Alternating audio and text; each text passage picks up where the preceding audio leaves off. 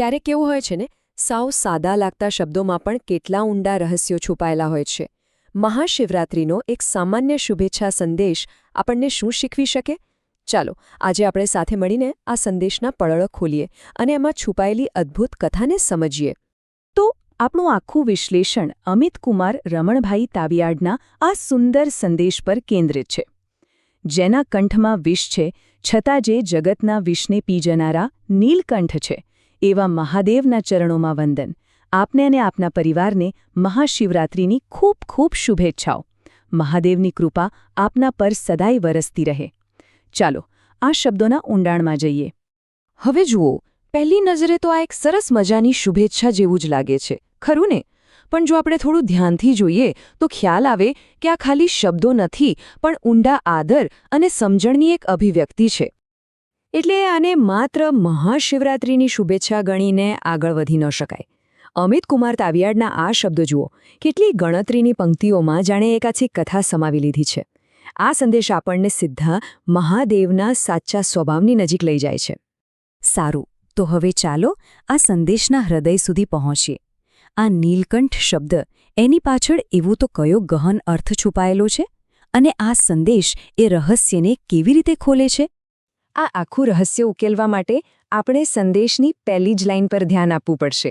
કારણ કે આ એક જ પંક્તિમાં એક મોટો વિરોધાભાસ અને એક ઊંડું સત્ય બધું જ સમાયેલું છે. પંક્તિનો પહેલો ભાગ મહાદેવની એક સ્થિતિનું વર્ણન કરે છે, જેના કંઠમાં વિષ છે. આ એક સ્થાયી હકીકત છે કે ભાઈ એમના ગળામાં તો હંમેશા ઝેર રહે છે. અને પછી તરત જ બીજો ભાગ આવે છે, જે આખી વાતને પલટી નાખે છે. છતાં જે જગતના વિષને પી જનારા નીલકંઠ છે. અહીંયા વાત એમની સ્થિતિની નથી રહી, પણ એમના કાર્યની થઈ રહી છે, આખા જગતને બચાવવાના એક મહાન કૃત્યની. અહીંયા જુઓ, કેટલું સરસ છે. એક તરફ એમની વ્યક્તિગત સ્થિતિ છે, પોતાના કંઠમાં વિષ ધારણ કરવું, અને બીજી તરફ જગતને બચાવવા માટે એ જ વિષને પી જવાનું કાર્ય. આ બંને પાસા જ્યારે મળે છે, ત્યારે જ નીલકંઠનો સાચો અર્થ પ્રગટ થાય છે. તો આ સંદેશ આપણને નીલકંઠનો સાચો અર્થ સમજાવે છે. નીલકંઠ એટલે તે જે પોતાનામાં ઝેર હોવા છતાં આખા જગતને બચાવવા માટે તેનું ઝેર પી જાય છે. કેટલો અદ્ભુત અને શક્તિશાળી વિચાર છે, નહીં? એટલે ટૂંકમાં કહીએ તો આ સંદેશ મહાદેવને એક એવા રક્ષક તરીકે દર્શાવે છે, જે બીજાના દુઃખને, બીજાની પીડાને પોતાનામાં સમાવી લે છે. તે આત્મબલિદાન અને કરુણાનું શ્રેષ્ઠ પ્રતીક છે. આથી નીલકંઠ એ ખાલી એક નામ નથી, પણ એક ઊંડું જીવન દર્શન છે.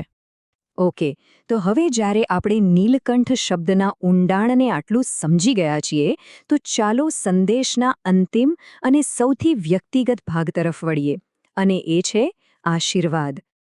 આટલું સમજ્યા પછી એક સવાલ મનમાં ચોક્કસ થાય કે આવા પરમ રક્ષકના આશીર્વાદનો સાચો અર્થ શું હોઈ શકે?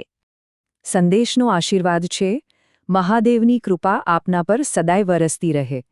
જો નીલકંઠના અર્થને સમજ્યા વિના આ વાંચીએ તો આ એક સુંદર કામ ના લાગે, પણ હવે આ શબ્દોનો અર્થ અનેક ગણો ગહેન બની જાય છે.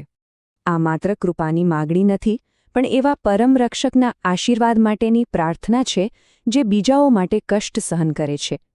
આ એવા દેવ પાસેથી રક્ષણ અને કરુણાની કામના છે, જે દુઃખને ઊંડાણપૂર્વક સમજે છે, કેમ કે તેઓ પોતે તેને ધારણ કરે છે. તો હવે ચાલો આખા સંદેશ પર ફરી એક નજર કરીએ.